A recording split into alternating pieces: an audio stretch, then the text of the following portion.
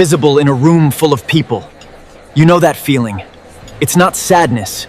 It's rage turned inward. Right now! I'm not here to comfort you. I'm here to grab you by the collar and pull you out of your own head, because that's exactly where you've been dying slowly. Now. I'm not here to comfort you. I'm here to grab you by the collar and pull you out of your own head, because that's exactly where you've been dying slowly. Now. I'm not here to comfort you. I'm here to grab you by the collar and pull you out of your own head, because that's exactly where you've been dying slowly. Audio features a woman delivering a powerful and passionate speech, characterized by clear articulation and dynamic shifts in tone. Maybe you are just average.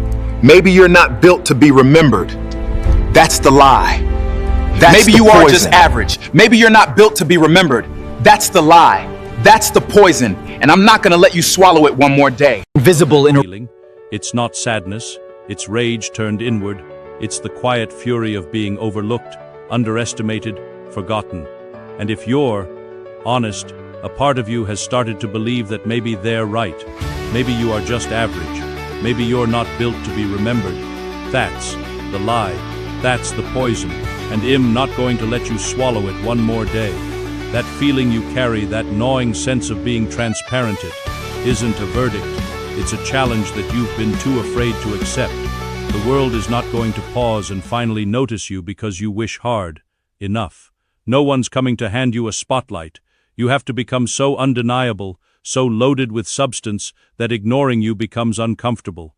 You have to build gravity, and gravity doesn't come from talent. It comes from friction, from resistance, from doing what the gray masses refuse to do. You want to be that guy, the one they can't ignore? Then it's time to stop begging for attention and start earning presence. Now, let's strip this down to the bone. We grow up being told to be ourselves. Cute advice. Utterly useless if your self is still a collection of fears, avoidances, and automatic reactions. Authenticity is not your raw, unworked lump of emotions. That's just laziness dressed as honesty. Real authenticity, the kind that separates you from the herd, is forged. It is hammered out through decisions that hurt, repetitions that bore, and moments where you choose. Growth over comfort, even when no one is watching. The crowd stays raw. The standout becomes forged, and here's where most people screw it up. They think being different is a performance, a louder voice, a sharper outfit, a more tragic story. That's theater, not transformation. True, difference is a byproduct of function. You're not noticed because you want to be noticed. You're noticed because you solved a problem that made others nauseous, because you stayed in the room doing the ugly work while they fled to distraction. The spotlight is exhaust, not fuel. Think of a crowd as a smudge of gray. The brain, lazy as it is, blends people together to save energy. What breaks you out of that smudge? Not color, density. A human being with real gravity warps the space around them. People can't explain why they listen to that person, but they feel the weight. That weight cannot be faked. It has to be carried, and carrying it hurts, which is exactly why most people won't do it, and exactly why you must. I fell into the trap of performance once, gave a talk to 200 people, prepared every slide, every joke, every dramatic pause. On paper, a masterpiece. In the room, I saw yawns, I saw phones. The applause was Plitt, the kind that stings more than silence. I hated myself for days. Then I understood I wasn't there to give something true. I was there to be liked, and nothing I said had any risk, any edge, any blood in it. That's why it slid off them. From that day, I made a choice. I'd rather be rejected for a hard truth than embraced for a soft lie. That's your turning point too, if you want it. The difference you're looking for isn't in your clothes or your vocabulary. It's in your corine, your willingness to say what others dodge, to do what others pretend isn't necessary, to feel what others numb. This terrifies the crowd, and it should, but it also magnetizes them, because people are starved for something solid. They're drowning in plastic. They'll lean toward anyone dense enough not to float away. Now I'm going to give you 4 internal moves. Not affirmations, not visualization, psychological engineering. Movements that rewire the way you relate to yourself and to the world. You do these, and you don't just stand out, you become a gravitational center. The first move is to stop running from your specific discomfort. Every life has its own signature pain. The mornings with no message, the ideas ignored in meetings, the nights alone with nothing to show. These errant punishments, they're your free weights. The crowd grabs the remote, the feed, the drink. They anesthetize, and that's why they stay gray. You're going to do something else.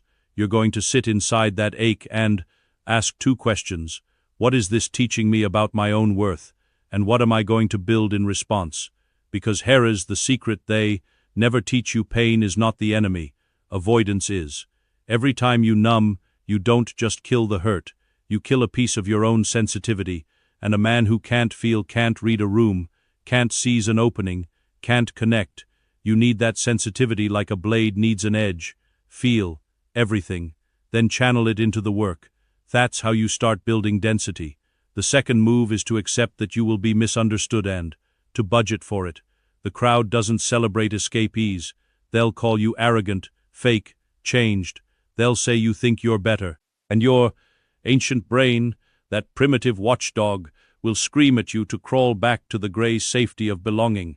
Because on the savannah, exile meant death. But you're not on the savannah. You're in a world where belonging to just any group dilutes you into irrelevance. So you pay the price. You let them misunderstand. You let the temporary disapproval be the tax you pay on a life that won't reek of regret. Every time you choose your path over their comfort, you gain a little more gravity. That's the math of standing out. You trade approval for substance. And in the long run, substance wins. The third move is where it gets surgical. You have to stop using others as your mirror. That loop in your head. What do they think of me? How do I look? How do I sound? That loop is poison.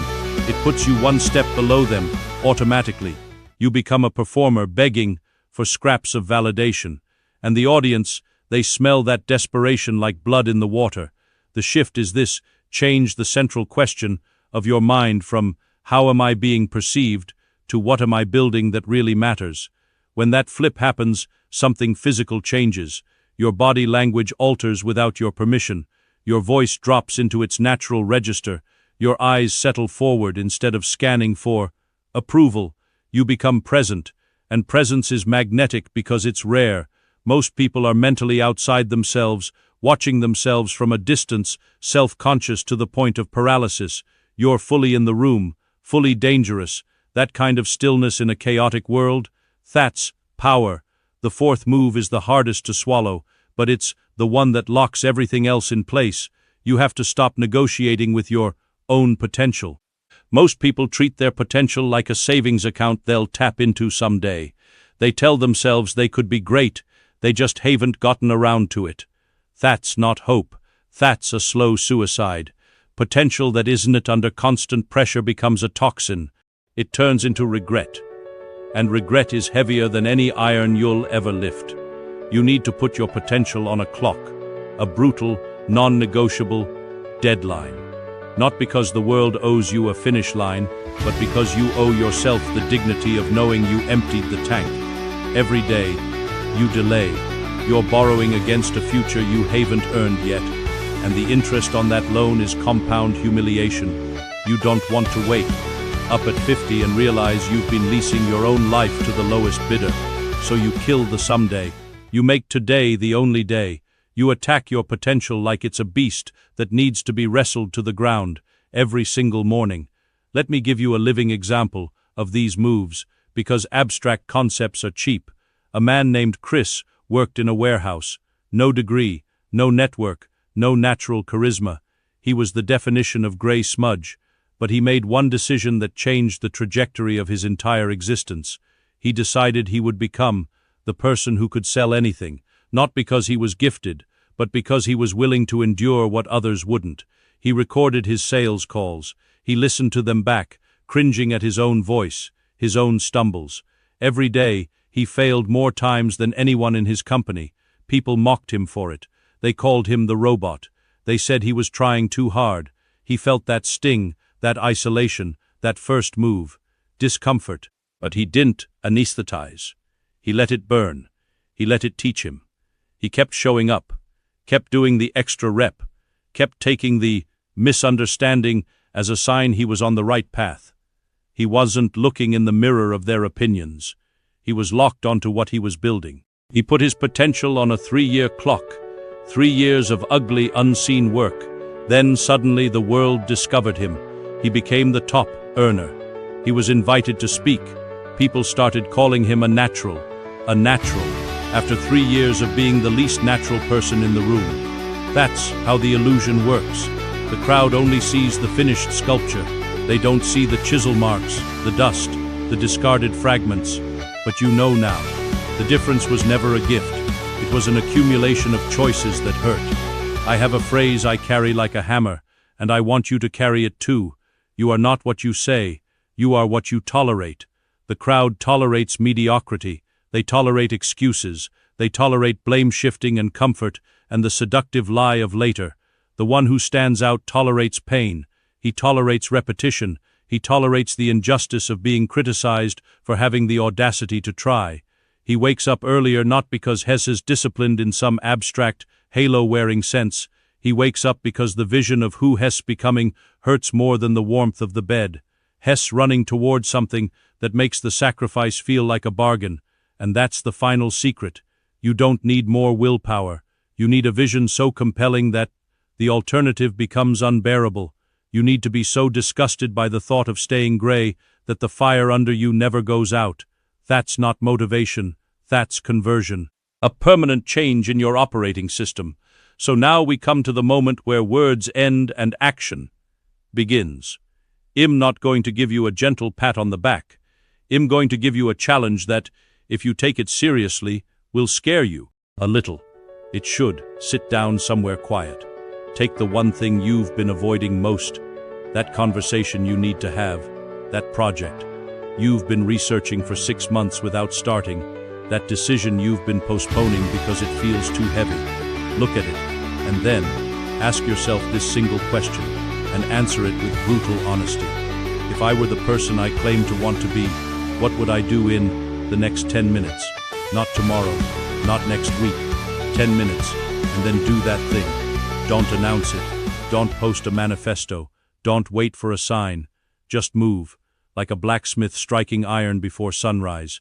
No audience, no applause, just heat and force and the sound of metal becoming something harder. The world is not waiting for another talent. It's drowning in talent that never shipped, potential that never launched. What the world is starving for is someone with the guts to become dense enough that the wind can't move him. A person who doesn't just exist in the room, but changes the atmosphere of it. That density doesn't come from luck or genetics. It comes from friction. Iron against stone. You against your own reflection. Every day, another strike. Every failure, another layer of callus. Until one day, without even trying, you become impossible to ignore. Be that guy, not because it's stylish, not because it'll get you followers or likes, or any of that hollow currency, but because the alternative remain gray, to drift, to arrive at the end of your life and realize you never really showed up, that should terrify you more than any failure ever could. The door is open, the wait is waiting. The only thing missing is your decision, right now, to stop watching and start building. Pick it up.